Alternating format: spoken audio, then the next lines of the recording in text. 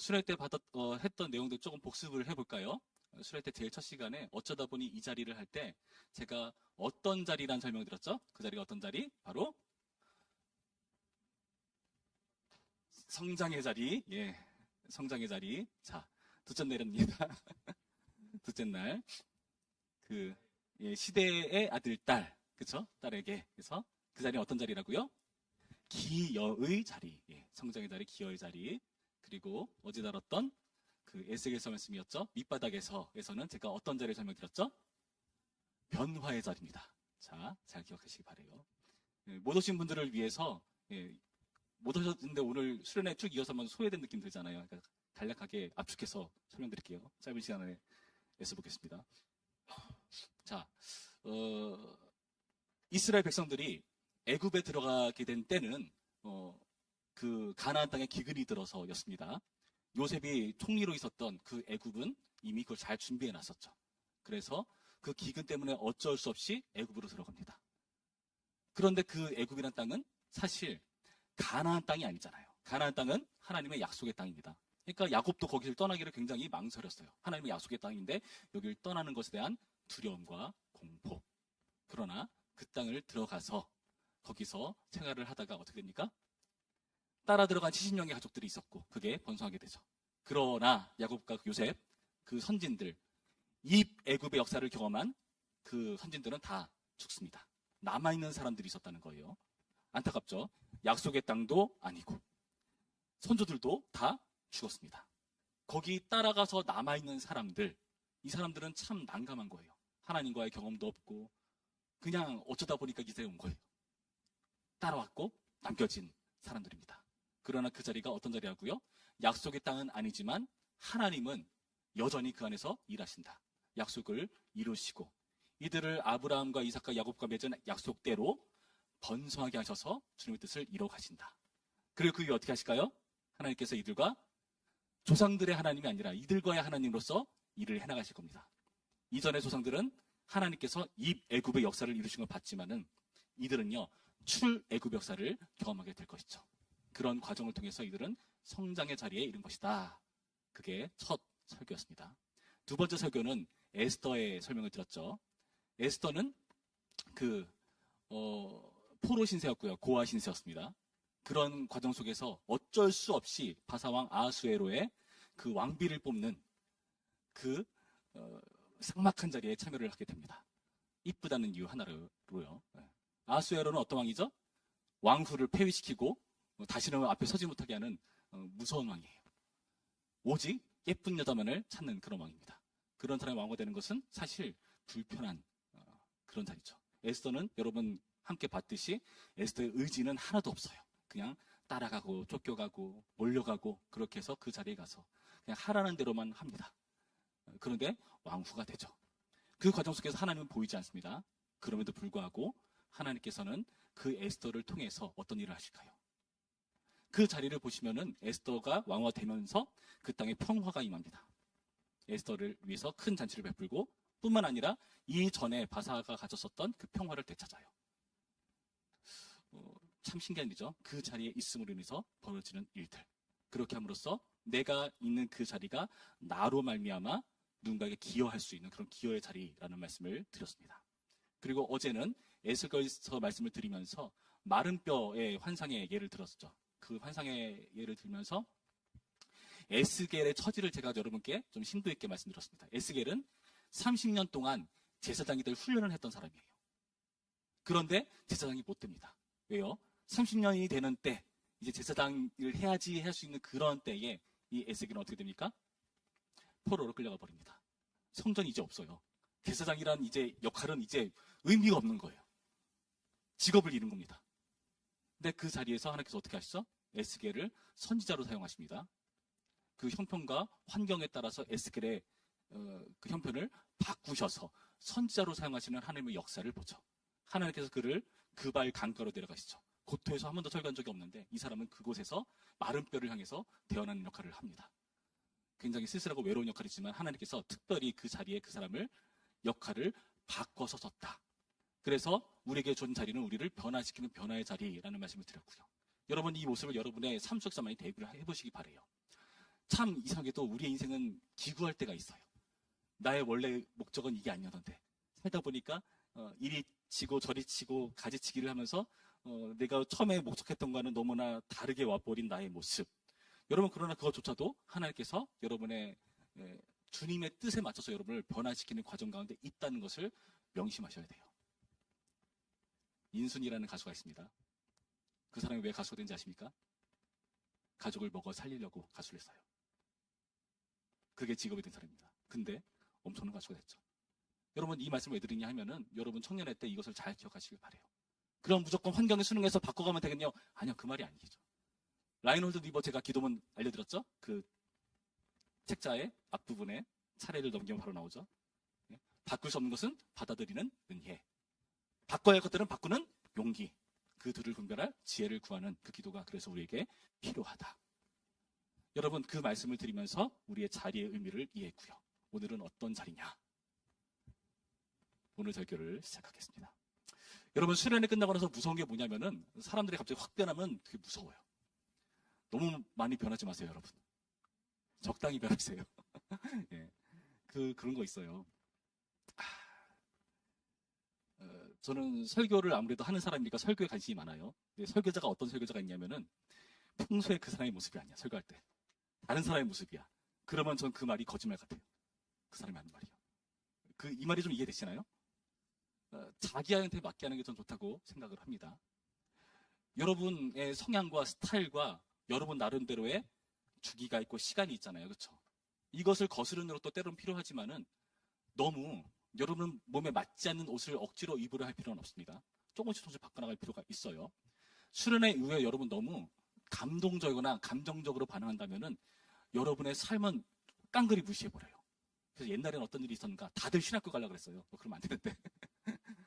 뭐 여러분 중에 좀 있어서 될 것 같긴 한데 예, 꼭 그럴 필요는 없습니다. 여러분한테 고유하게 하나님의 뜻하신 바가 있는 법이죠. 여러분, 그것을 너무 어긋나서 가려고 하지는 마시길 바랍니다. 여러분의 하나님께서 주신 성품대로, 성향대로 해나가길 바라요. 물론 성격은 바뀌지 않습니다. 그러나 성숙을 할 수 있고 성장을 할 수 있죠. 그렇죠? 그 다른 사람을 이해할 수는 있잖아요. 그렇죠? 우리가 수련회 때 이렇게 은혜를 뜨겁게 받고 뭔가 하나님께 다짐해 보겠다, 선해 보겠다 하는 그런 태도 굉장히 좋습니다. 그렇게 하는 게 필요해요. 그러나 그게 꼭 좋게 우리를 인도하는가? 여러분 한번 잘 생각해 보시기 바라요. 수련회 때 나는 은혜 받았지만 수련회 밖으로 나와서 우리의 실생활에 들어가면은 나 빼고 변한 건 아무것도 없어요. 어떻게 됩니까? 부딪히죠. 거기서 여러분 갈등이 생길 겁니다. 오늘 본문이 바로 그 이야기를 우리 가운데 들려주고 있어요. 지금 제자들은요 어떤 사이인가 하면요 오늘 본문 바로 전에 아주 대단한 사건이 있었습니다. 우리가 흔히 오병이어라고 말하는 사건이 있었습니다. 어떤 사건이 있었는지 아시나요? 오병이 뭔지 아시죠? 예, 떡이요. 떡 5개, 물고기 2마리. 전 이거 헷갈리더라고요. 물고기가 5마리인가 막 헷갈리는데. 자, 그거로 몇 명을 먹이시죠? 5,000명을 먹이신다고 설명에 나와 있습니다. 장정만 5,000명이니까 더 많은 사람일 거라고 추측을 하죠. 예. 거기에 뭐 12광저리가 남았다. 제자들을 위한 것이다라고 하는데 성경에서 설명 안 했으면 잘 모르겠어요. 저는 모르죠. 제자 중에 한 사람이 다 가져갈 수도 있고 성경에서 말하지 않는 거는 모르는 걸로 넘깁시다. 자, 그런데 그러한 놀라운 경험을 하고 나서 와, 우리를 먹여 살릴 수 있는 이런 사람이라면 진짜 우리의 왕이 될 만하다. 이 로마의 압제소리를 구원하고 이끌어 나갈 만한 왕이 될 만하다 하는 그런 자부심과 기쁨과 감격이 넘쳐났겠죠. 그때 예수님께서 명령하신 겁니다. 어떤 명령을 하실까요? 이들은 그 예수님의 명령에 다 순종하지 않겠습니까? 어떤 명령을 하시는가? 22절 말씀. 예수께서 즉시 제자들을 재촉하사 자기가 무리를 보내는 동안 배를 타고 앞서 건너편으로 가게 하시고. 자, 재촉했다는 것은 뭐죠? 강요하고 압제했다는 거예요. 빨리 그렇게 해라고 강제적으로 했다는 겁니다. 제자들이 어떻게 합니까? 오, 예수님이 시키신다. 빨리 가자 하고 건너갔어요. 건너가니까 어떤 일이 발생합니까? 24절 말씀. 배가 이미 육지에서 수일이나 떠나서 바람이 거스름으로 물결로 말미암아 고난을 당하더라. 자, 예수님 말씀 따라서 건너가는데 뭐가 오죠? 풍랑이 오는 거예요. 그래서 고생하는 겁니다. 우리는 성경을 그냥 아무 생각 없이 읽으면 별 감흥이 없어요. 지금 여러분의 표정과처럼 감흥이 없어요. 자, 생각해 봅시다. 이들 대부분은요, 어부예요. 물에 관해서는 잔뼈가 굵은 사람들입니다. 이 사람들이 속수무책 닿을 만한 아주 힘든 그런 위기라는 겁니다. 이래도 좀 감동이 안 오시나? 자, 술이나 떠났어요. 바람이 거슬러요. 육지에서 술이나 떠서 바람이 거슬러서 고난을 당했다. 육지에서 너무나 벗어났으니까 탈출하기도 힘들고 죽을 수밖에 없는 그런 위기 상황 가운데 놓였다는 겁니다. 무섭죠. 멀리서 누가 오시죠? 예수님이 오세요. 근데 이들은 못 알아봐요. 왜 못 알아봤죠? 너무 깜깜해요. 그리고 너무나 그 고난 때문에 피곤하고 힘든 겁니다. 그래서 유령이다 라고 말하죠. 예수님께서 내니 안심하라 말씀하시면서 그들을 안심시키십니다. 그 말이 나오자마자 이 제자들은 다시 한번 용기를 냅니다. 예수님이 왔어! 하면서 베드로가 어떻게 하죠? 28절 말씀 한 목소리로 읽어볼까요? 시작! 베드로가 대답하여 이르되 주여 만일 주님이시거든 나를 명하사 물 위로 오라 하소서 하니 오라 하시니 베드로가 배에서 내려 물 위로 걸어서 예수께로 가되. 자, 예수님이라는 사실을 알고 나서 베드로가 어떻게 합니까? 물 위를 건너게 해달라는 말을 합니다. 여러분, 여기 나타난 베드로의 태도를 여러분은 어떻게 생각하십니까?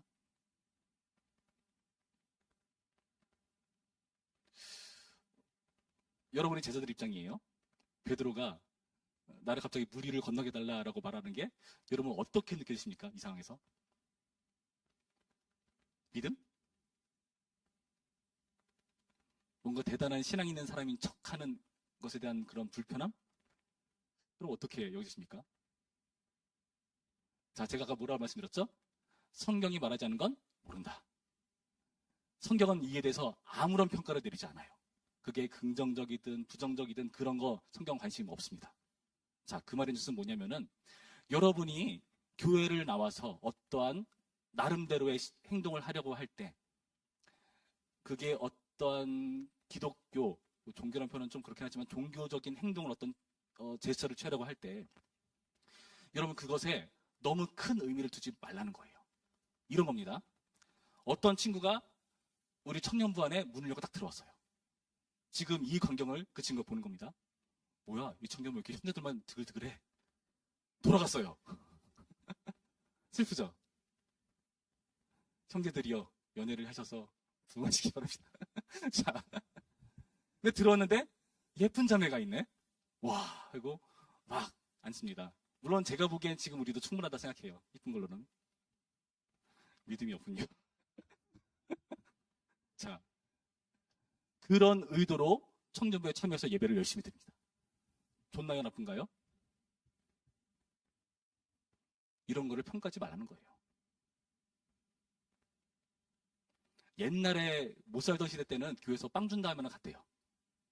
주일학교 수련하면 그래서 애들이 막 바들바들했대요. 여러분 군대 가잖아요. 군대 가니까 지금은 모르겠는데 저 때 신병교육대에서 처음으로 교회를 가는데 교회 가면 초코파이를 준대요. 다들 교회 가는 거예요. 다 나쁜 건가요? 세례 받으면 초코파이 2개 준대. 제가 알아요. 제 바로 앞번호의 친구인데 제가 그 친구를 알거든요. 교회 다녀요. 열심히 다니는 친구예요. 세례를 또 받아. 여러분 제가 무슨 말씀을 드린 거냐 하면은 그 의도에 너무 좌지우지되지 말라는 거예요. 그걸로 너무 사람들 생각력 깊게 평가하지 말라는 거예요. 어떤 식으로든 그 자리에 나왔다는 게 복된 겁니다. 이거 명심하셔야 돼요. 그래서 우리 청년부 안에 물론 신천지 같은 이상한 목적을 발음도 안 돼. 목적을 가지고 온 사람들 그런 건 어쩔 수 없지만은 그 외 다른 것들이라면은 좀 마음을 넓게 가지시고 그 사람들을 위해서 기도하고 이끌어줘야 될 필요가 있습니다. 베드로의 태도는 이게 긍정적인지 부정적인지 모릅니다. 성경이 평가하지 않고 관심도 아니라서 저도 평가하지 않습니다. 다만 이 베드로의 행동은 뭐다? 이전에 예수님을 경험한 사람의 어떠한 대단한 경험과 체험을 의도한 어떠한 시도라는 거죠. 그렇게 해서 물 위를 건너는데 어떻게 됩니까? 30절 말씀 볼까요? 바람을 보고 무서워 빠져가는지라. 제가 뒤에 제자였으면 아유 쌤통이다 그럴 수도 있을 것 같은데. 자, 그런 일이 발생하고 있습니다. 예수님 말씀을 의지해서 배를 타고 건넜고요. 근데 풍랑을 만납니다. 예수님의 말씀을 의지해서 바다 위를 건너려 하죠. 네, 빠집니다. 여러분, 우리 인생이 그렇지 않습니까?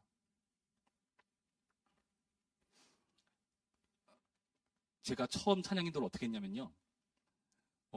천년부 올라가니까 뭐 할 줄 아는 건 없고 근데 찬양팀은 들래요. 들라고 해서 들었어요. 아무 생각 없이. 네, 들었습니다. 들었는데 막상 할 게 없어. 찬양팀장도 되게 게으르셔가지고 맨날 늦게 와.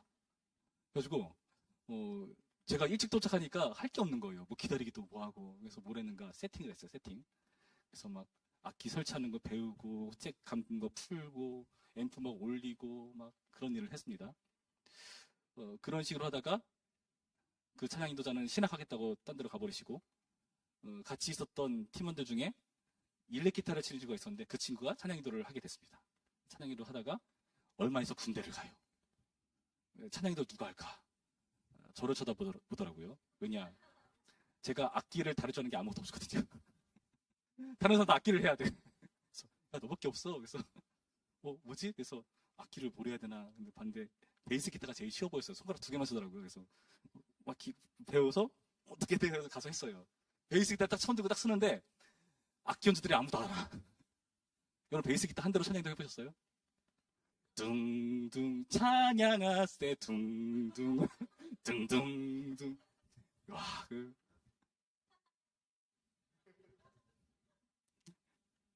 그렇게 했어요.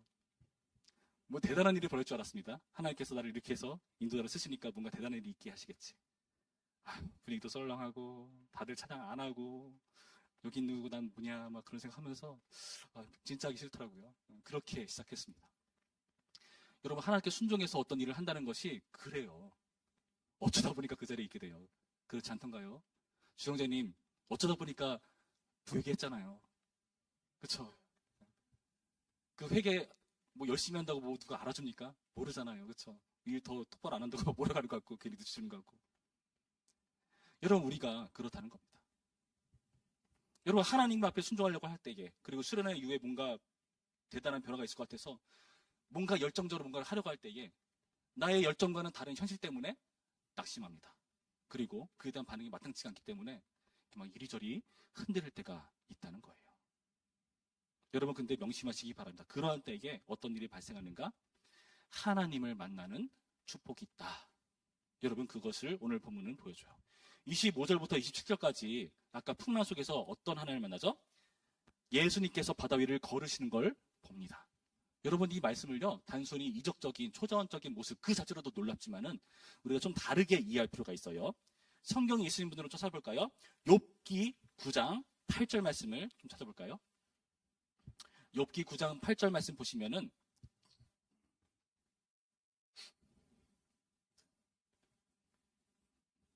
시편 앞에 있습니다.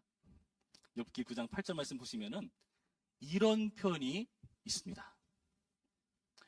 그가 홀로 하늘을 펴시며 바다 물결을 밟으시며. 욥이 하나님을 묘사하는 표현인데요.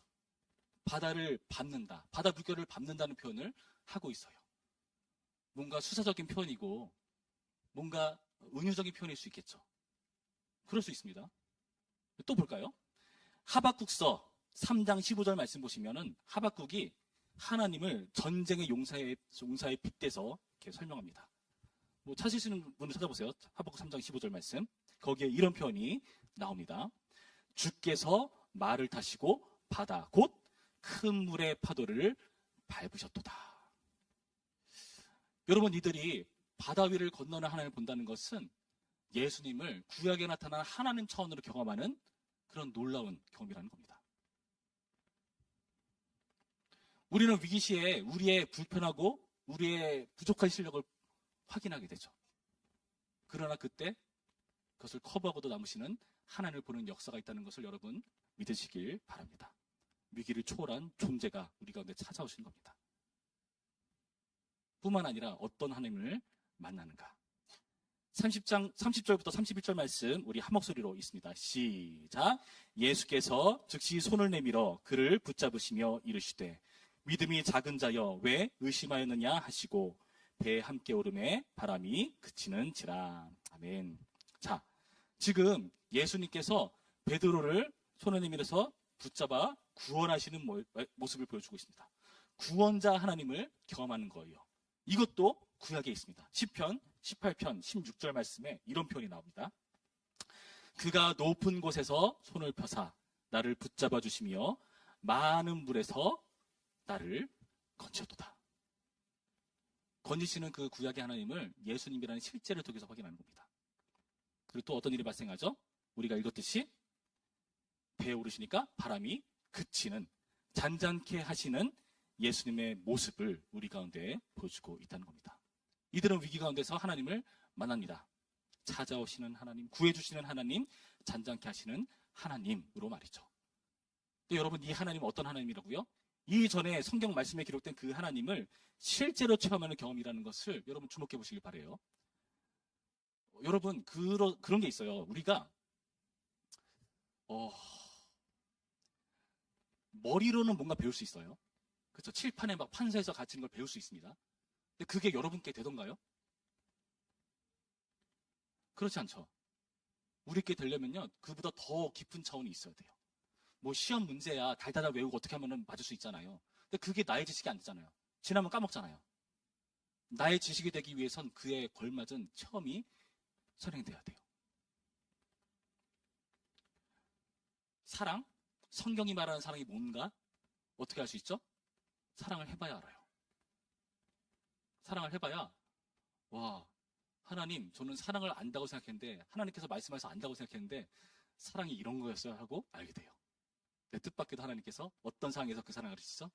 사랑할 수 없는 상황. 그런 상황에서 사랑을 가르치잖아요. 여러분, 연애 해보서 아시잖아요. 얼마나 나의 속을 뒤집어 놓습니까? 모르는 표정으로 저를 보시는 분들, 심심한 위로를 줍니다. 자, 말씀 속의 하나님을 실제로 경험하는 역사들이 이때야말로 나타난다는 겁니다. 그리고 끝내 어떤 하나님이 되시죠? 33절 말씀 봅니다. 33절 말씀 우리 한 목소리로 읽습니다. 시작. 배에 있는 사람들이 예수께 절하며 이르되 진실로 하나님의 아들로 소이다 하더라. 아멘. 여러분, 이런 고백은요, 오병이어 때 나타나지 않았고요, 비로소 이때야말로 나타났습니다. 배에 있는 사람들은 제자들을 말해요. 이 제자들이 진실로 하나님의 아들이다라고 예수님을 바르게 신앙으로 고백하는 역사가 일어나고 있다는 겁니다. 여러분, 그런 경험 하지 않습니까?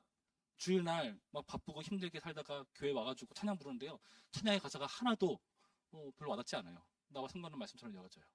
성경 말씀 들어도 그냥 글자, 뭐 어려운 한자 특유의 글로 기록된 이해하기 어려운 글들, 그렇게 어렵게 썼으니까 뭔가 그럴싸해 보긴 하죠. 근데 뭔가 나에게 와닿진 않아요. 근데 여러분, 그런 하나님이 실제로 나의 하나님이 되시는 거예요. 나의 입술로 고백하게 되고 나의 찬양이 진실되게 박히는 겁니다.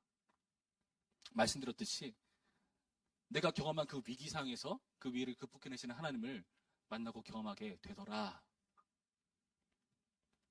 부족함을 채우시는 하나님, 진짜 부족함의 끝을 경험했을 때 이 하나님을 만날 수 있어요. 사랑이 많으신 하나님, 도저히 하나님 나라를 사랑하지 않는 것처럼 느껴지는 그때야 만나게 되더라고요. 여러분, 잘 생각해 보시기 바랍니다. 여러분의 신앙이 실제 신앙으로 넘어가기 위해서 하나님께서 단순히 끝내지 않으세요. 저는 수학을 잘 못하지만은 그 수학, 제가 공통수학 앞부분 되게 열심히 봤거든요. 잘 못하겠더라고요. 예체능계였으니까 학교 끝나면은 야자를 안 하고 미술학원 가서 열심히 그림 그려야 됐어요. 그러니까 야자를 할 때까지는 되게 나름 수학을 열심히 해서 점수를 올려놨는데 학원 다니면서 쭉쭉 떨어집니다. 제가 수업 시간에 대충 들은 거 아니요, 되게 열심히 들었거든요. 선생님이 얼마나 안타까운데, 야, 쟤는 수업을 저렇게 열심히 했는데 공부를 왜 이렇게 못하냐? 얼마나 안타까워하셨는데요. 근데 수학이 공식한다고 풀어진 게 아니잖아요. 그렇죠? 정답을 맞추는 방법 있죠. 뒷에 답안지를 보고 그대로 쓰면 정답 맞출 수 있죠. 근데 그게 내 건 아니잖아요. 치열하게 풀이 과정을 거쳐서 연습장을 아주 새카맣게 해놔봐야 그게 내게 되잖아요. 하나님께서 그 과정을 통과시키지 않더라, 그 말입니다. 초등학교 1학년이면 2학년이 올라갈 교육을 받게 하세요. 그러면은 이제 2학년 올라가는 거죠. 근데 우리 기질이 하나님 싫어, 나 그냥 이대로 있을래 하면은 어떻게 합니까? 하나님 계속 1학년 반복시키는 겁니다. 여러분이 2학년 되려고 할 때까지. 자리가 그런 의미가 있다는 걸 여러분 명심하시기 바랍니다. 그래서 이 자리는 어떤 자리냐? 적으시기 바랍니다. 체험의 자리입니다. 체험의 자리.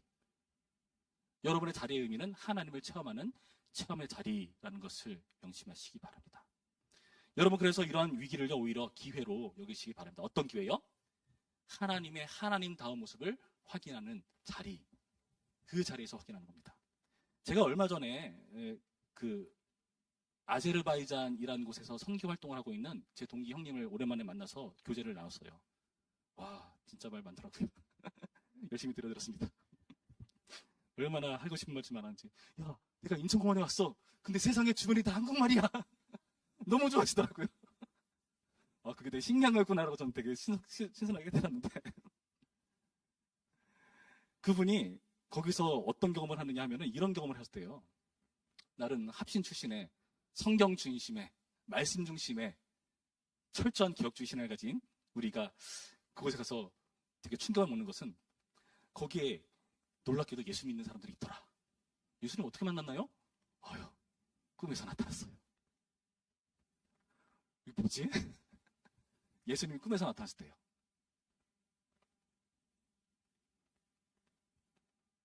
건전한 하나님이 아니라 뜻밖의 하나님을 만나는 거죠. 여러분, 자리가 그렇습니다.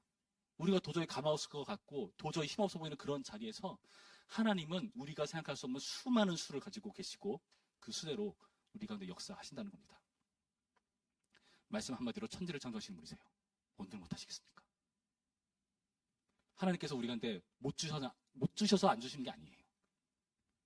하나님의 뜻 안에서 일부러 유보시키고 어떨 때는 일부러 안 주기도 하시고 다른 걸 주기도 하시고 다 하나님의 선한 목적대로 이끄시는 방향이라는 겁니다.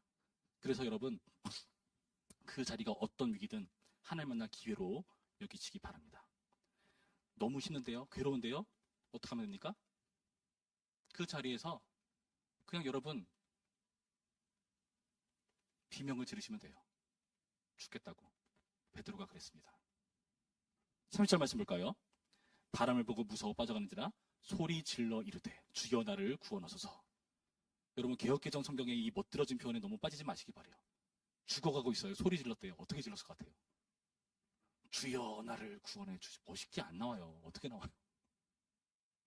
죽어가는 상황에서는 비명 지르는 거예요. 하나님께서 그것을 기도로 여겨주신다. 시편 50편 15절 말씀에 이런 말씀이 있습니다. 환난 날에 나를 부르라. 내가 너를 건지며 내가 나를 영화롭게 하리라 말씀하십니다. 여러분, 우리가 어떤 자리에 있건 간에 이 하나님을 만나는 기회로 여기시길 부탁드립니다.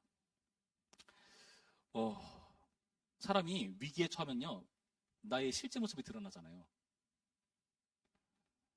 여러분의 민낯이 드러납니다. 여러분의 실력이 드러나요. 시험을 보지 않으면 나의 실력을 끝까지 확인할 길이 없어요. 수업 시간에 들으면 다 아는 것 같잖아요. 그렇죠? 근데 내게 아니에요. 시험을 봐야 내 건지 아닌 줄 알 수 있어요. 하나님께서는 그 자리를 그냥 통과시키지 않습니다. 반드시 경험하게 하시고 여러분의 실력을 보게 하시고 더 성장할 수 있도록 기회를 주십니다. 그러니까 여러분, 너무 체면 차리지 마시고 괜찮습니다. 소리 지르세요. 나 솔직히 청년부 재밌어서 나왔는데 신앙 그런 거 없는데 엄마가 나가서 억지로서 나왔는데 괜찮아요. 그래도 나오세요. 어떤 상황이건 우리를 다 아시는 하나님 앞에 폼 잡을 필요가 없다는 겁니다. 망가져도 괜찮습니다.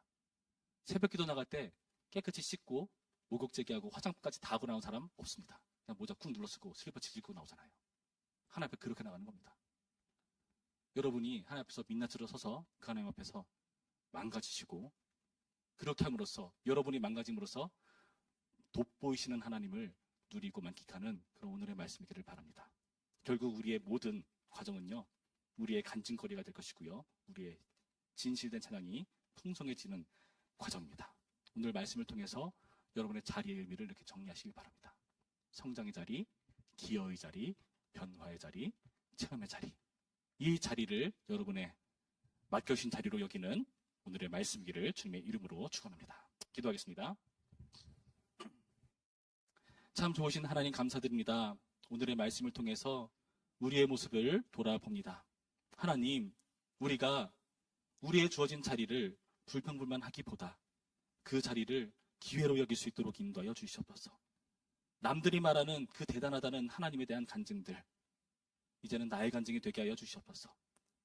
이배굽의 역사를 경험한 선진들의 하나님, 이제 나에게 출애굽의 역사를 이루시는 하나님으로 경험할 수 있도록 인도하여 주시옵소서. 나의 찬양이 진실되게 바뀌게 하여 주시옵시고, 그리고 이제는 정말 하나님을 사랑의 하나님으로, 능력의 하나님으로 고백하는 역사들이 우리의 자리 가운데서 드러날 수 있도록 인도하여 주시옵소서. 감사드리며 예수님의 이름으로 기도했습니다. 아멘.